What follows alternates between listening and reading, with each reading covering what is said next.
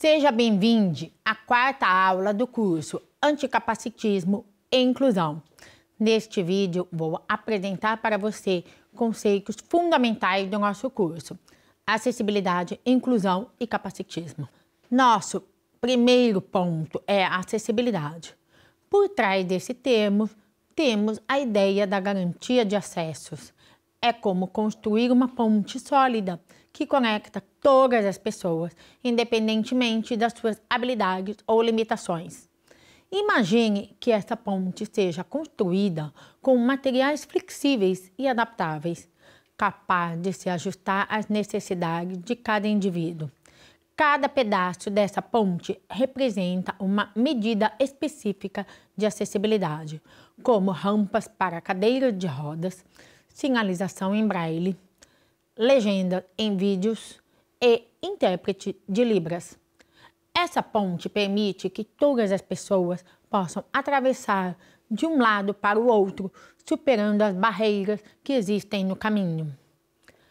Assim como uma ponte bem projetada, a acessibilidade é um conjunto de soluções que eliminam os obstáculos encontrados no dia a dia.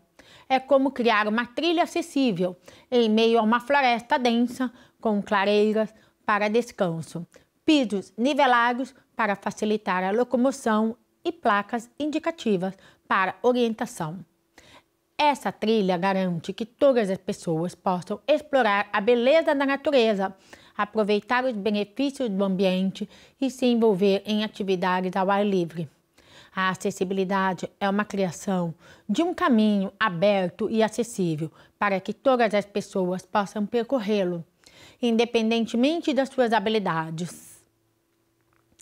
Já quando falamos de uma inclusão, falamos de um conjunto de ações que combatem a exclusão da vida em sociedade, ou seja, práticas que possibilitam a participação igualitária de todas as pessoas na sociedade, independente da classe social, da condição física, da educação, do gênero, da orientação sexual, da etnia, entre outros aspectos.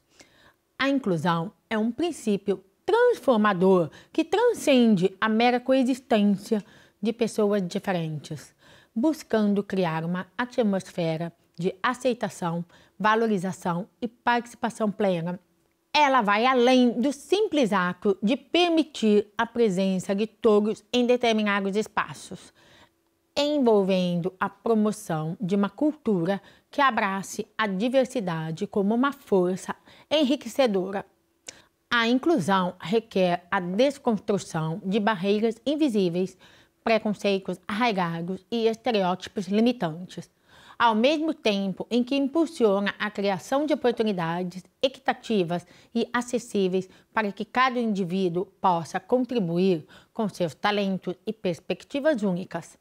É um convite para a coletividade, reconhecer e valorizar a singularidade de cada pessoa, celebrando-a como um componente essencial para uma sociedade verdadeiramente inclusiva e harmoniosa. Bom, então é importante que todos que estão nos ouvindo conheçam e saibam que inclusão é uma coisa e acessibilidade é outra. Mas esses dois conceitos, eles estão relacionados. Eles são indissociáveis, inclusive. Deveria ser. Porque quando eu dou acesso, por exemplo, os alunos com cadeirantes têm uma rampa para estar aqui. Eu estou dando um acesso em relação a estar, né? Estar presente, garantir que ele possa entrar na universidade. Porém, para dar acesso e educação com qualidade, não é só ele estar. Então, eu preciso garantir acessibilidade pedagógica, instrumental, atitudinal. Quando eu garanto isso, eu estou permitindo que esse aluno tenha, de fato, a inclusão, que é o pertencimento, é poder estar engajado, é poder fazer parte de um quarto ano de engenharia, de um segundo ano de psicologia. Então, não é só estar. Tem uma frase que eu gosto muito, o autor é desconhecido, que a gente diz assim: acessibilidade é convidar para a festa.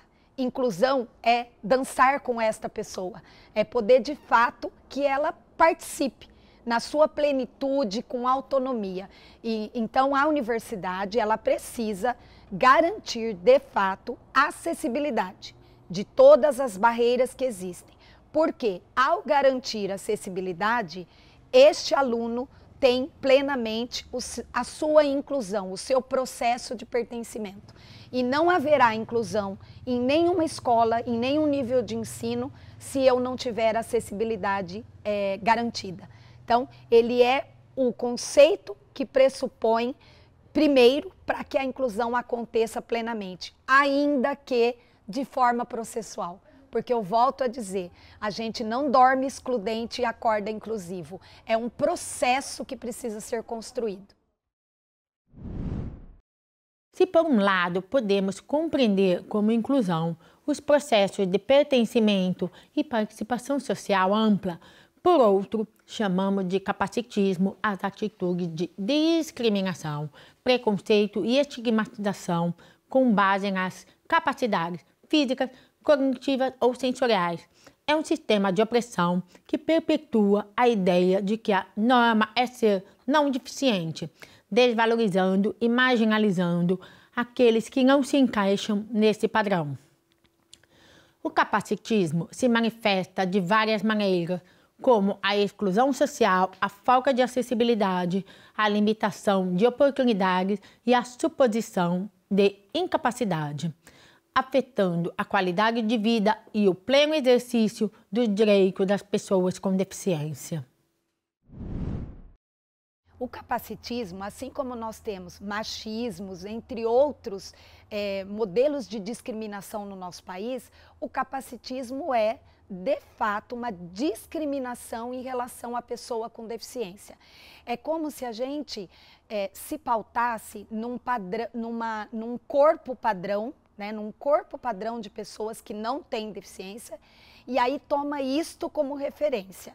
E, portanto, as pessoas que têm uma deficiência, que não estão dentro desse corpo padrão, mente padrão, a gente coloca um preconceito contra ela. Então, essa discriminação de considerar que uma pessoa com deficiência que não atende a esses padrões de normalidade, ela é inferior a outra, ela tem que ter piedade em relação aos demais, esta atitude para com as pessoas com deficiência é o que a gente denomina de capacitismo. E ele é horrível, porque é como se eu partisse do princípio, antes de conhecer a pessoa, que lhe falta algo, que ela tem um déficit, que ela não é capaz só por ter uma condição de deficiência. E ele é considerado por um padrão social. Então é um preconceito que é atribuído por conta de uma concepção social de normalidade. E a gente precisa combatê-lo porque muitas vezes, vou dar um exemplo que eu acho que ilustra. É atribuído socialmente que pessoas com deficiência visual, por exemplo, fazem direito. Podem escolher a faculdade de direito porque ela vai poder ter o seu ledor para que ela aprenda e conheça as leis. Mas, por exemplo, uma pessoa com deficiência visual pode fazer um outro curso como fisioterapia, como geologia. E quando eu parto do princípio que a ela só pode A ou B, é uma concepção capacitista. Porque é como se eu determinasse por padrões sociais o que uma pessoa pode ou não, o que ela é capaz de fazer ou não. É como se eu falasse assim também, que eu gosto muito desse exemplo. Nossa, essa modelo é linda, mas ela é surda. Né? Então, como se a pessoa com surdez não pudesse ser modelo. Então, isto está muito impregnado na sociedade. Então, a gente precisa combatê-lo e nós só conseguimos combatê-lo convivendo com as pessoas com deficiência. Porque aí a gente vai mudando a nossa cultura sobre esse preconceito que nós já trazemos de que eles não são capazes ou que a eles não podem fazer determinadas atividades. Porque também muitas pessoas têm essa visão que quando alguém, por exemplo, está num curso de medicina e é um cadeirante, por exemplo, Nossa, como ele conseguiu fazer! Ele teve muito esforço, ele foi uma pessoa na sociedade quase que como um herói, um deus acima da média. Então a ele a gente bate palmas. Não, realmente todas as pessoas que estão ou na medicina, ou na engenharia, ou na pedagogia, que têm uma deficiência ou não, no nosso país são verdadeiros heróis, porque a gente tem uma educação ainda que não é para todos. Porém, quando eu atribuo esse caráter de que pessoa com deficiência, ela, quando consegue fazer algo, é considerada como um herói, também é capacitismo. Por quê? Porque é como se eu pensasse que uma pessoa com deficiência não conseguiria fazer isso se tivesse oportunidade. Então, eu costumo dizer que a todos que são dada oportunidade, apesar de ter uma deficiência, quando as barreiras são minimizadas, elas podem estar onde querem estar. E, portanto, não seria coisa de outro mundo ou de super-herói ter um cadeirante, por exemplo, fazendo um curso de medicina. Desafiar o capacitismo envolve a promoção da inclusão, o combate aos estereótipos negativos e a criação de sociedades que valorizem e respeitem a diversidade de habilidades e experiências. Podemos entender esse conjunto de ações como uma quebra de um paradigma social, ou seja, a superação de padrões que até então imperavam em nossa sociedade, como a não participação plena de pessoas com deficiência nos diversos convívios sociais, seja na educação, que antes segregava e hoje inclui, seja no mercado de trabalho, que hoje promove a participação de pessoas com deficiência como forma de lei, ou ainda na mídia, que hoje busca representar o retrato social dentro da diversidade da existência humana. Só que a partir do momento em que nós temos hoje a condição de olhar para o passado e avaliar que aquelas ações, que aquelas atitudes não surtiram um efeito positivo, o nosso papel agora é rever, é reconstruir, é repensar. Então, por exemplo, como já aconteceu, nós tínhamos a ideia de que as nossas crianças e os nossos jovens com deficiência seriam muito melhor educados se eles ficassem fechados nos internatos. Então, na tenra idade, assim, que fosse diagnosticado, detectada a condição de pessoa com deficiência, a família acreditava que colocar numa instituição interna, onde eles faziam café da manhã, almoço, jantar, dormia, acordava, e eventualmente os pais iam no final de semana levar um chocolate para ver como é que meu filho está. Acreditava-se que aquilo era a melhor condição de educação, o melhor que se podia oferecer para aquele sujeito. Então, está errado? Naquela época é o que era possível pensar.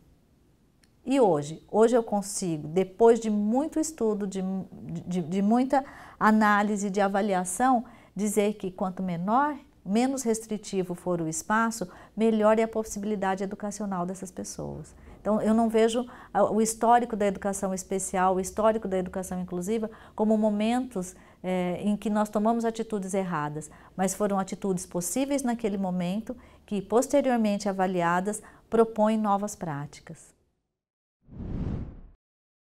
Apesar dos esforços de muitos grupos para que a inclusão possa ser garantida de forma ampla e plena nos diversos espaços do convívio social, muitos desses ideais tiveram que se revestir do peso da lei para que realmente pudessem ser garantidos. Nas próximas aulas, vamos conhecer algumas normativas que fazem parte do processo histórico da inclusão no Brasil. Até lá!